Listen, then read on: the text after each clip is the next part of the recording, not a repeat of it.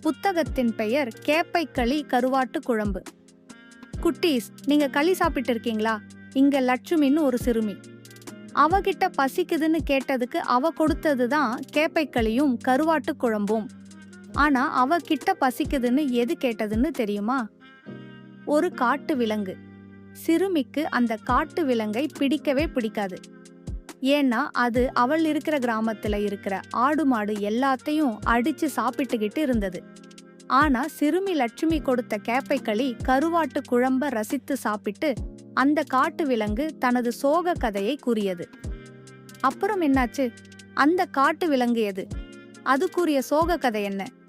இதையெல்லாம் தெரிஞ்சுக்கணும்னா அரசு பள்ளி நூலகத்தில் இருக்கும் கேப்பை களி கருவாட்டு குழம்பு புத்தகத்தை வாசித்து மகிழுங்கள் குட்டீஸ். It's by from your Shanti teacher, Madurai district. Let's meet you all with another book.